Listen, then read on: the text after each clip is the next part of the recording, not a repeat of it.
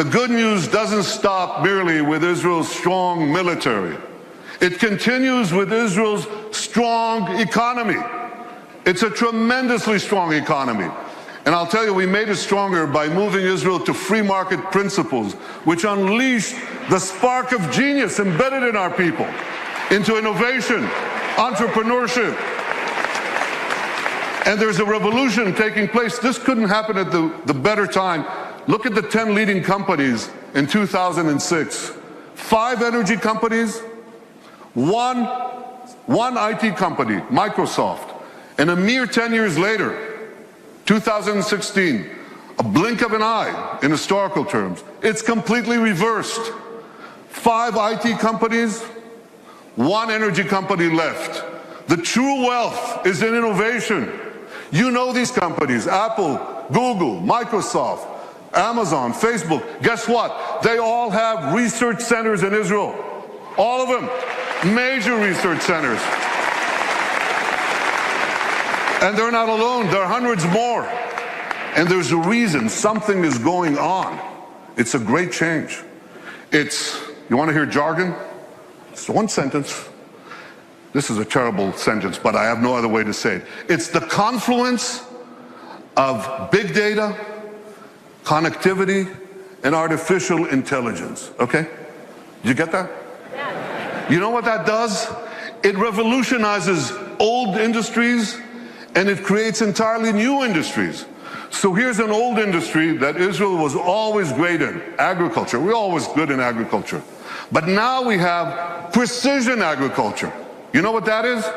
See that drone in the sky? He's connected to a big database. And there are sensors in the field. And in the field, there's drip irrigation and drip fertilization. And now we can target, with this technology, the water that we give, the fertilizer that we give, down to the individual plant that needs it. That's precision agriculture. That's Israel.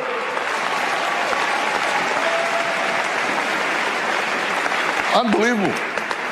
You know, we were always good in water. I want you to see how good we are. So we recycle almost 90% of our wastewater.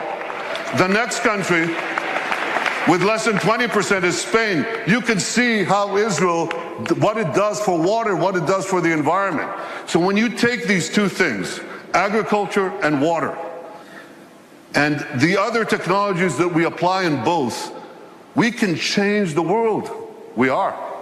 We are. I just heard about an African woman in Africa has to walk 8 hours a day to give water to her children. 4 hours one way to a well, 4 hours back. And a young Israeli company brought in this technology that improves on Moses. Remember Moses? He brought water from a rock. They bring water from thin air. They bring water to Africa, to millions of people in Africa. Israeli technology. And I was just recently in India. That's my friend, Prime Minister Narendra Modi. Great friend. I'm showing him cherry tomatoes. This is in Gujarat, India. This is Israeli technology. And what I heard there was fantastic. Farmers came from the region. There's an experimental farm there and a place where Israel gives technology know-how to Indian farmers. 65% of India's population are farmers. And one farmer after the other gets up and says, because of Israeli technology, I've increased my crop yields and my income 3 times, 4 times, 5 times. Israel is changing the world in India, in Asia, in Africa, in Latin America, everywhere. These are the old industries. Now there are new industries. Israel is literally, how can I say this? Israel is literally driving the world. I'm talking about autonomous vehicles. Israel is a world leader in autonomous vehicles. 500 tech companies that sprang out almost instantaneously. And one of them, Mobileye, up there on the left, was just sold to Intel for the paltry sum of $15 billion. But the interesting thing is that Intel said to them, Here are the keys to our 30 worldwide autonomous vehicle businesses. You run it. Israeli technology is driving the world. And one last industry, there are many more, but one more that you're all familiar with. You have bank accounts? You should. Okay. Well, you don't want anyone hacking into them, right? Or into your cars, or into the planes you ride. You need cyber security. Everybody needs cyber. Israel has become a world leader in cyber security. Look at how much they invest in the hundreds of Israeli startup companies, tremendous companies. But here's another factor that you should know.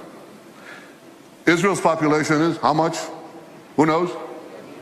Class?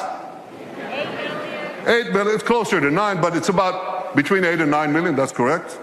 And what percentage of that is of the world's population? Oh, come on.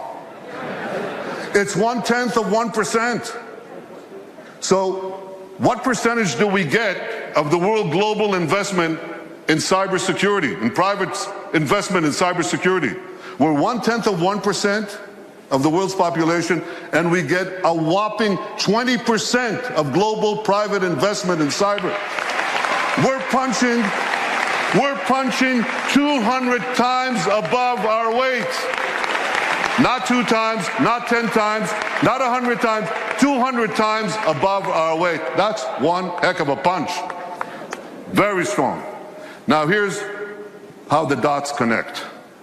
Because we have this tremendous capacity for security and intelligence, and because we have this tremendous capacity for civilian technology, for making the lives of people richer, safer, more productive, many countries are coming to Israel because they want to share with us these benefits. And that creates the third great change, which is a flourishing of Israel's diplomatic relations around the world. You know, when I joined the Foreign Service 105 years ago, as the DCM to this city, Washington, the number 2 in our embassy, I think we had about 80 or 90 countries with whom we had diplomatic relations. Now the number is 160, and there are very few countries left. By the way, what are we doing with Greenland? We got to do something with Greenland. Where's my advanced team? Go to Greenland. They must have some satellite needs or something that we could do there. But we are coloring the world blue. I've been to Africa 3 times in 18 months. I've been to South America, Latin America. Can you imagine? In the 70 years of history of Israel, a prime minister of Israel never went south of Texas. I mean, I love Texas, but yeah, I do. But we went to Argentina. We went to Argentina, to Colombia, to Mexico, and they say, come back, we want more. That is changing. All these countries are coming to us. India, China, Mongolia, Kazakhstan, all of them. Azerbaijan, Muslim countries. First time I visited Australia, tremendous. Far away though. So we're coloring the world blue. And you know what? The numbers, you remember people talked about Israel's isolation? You remember that? Israel's isolation?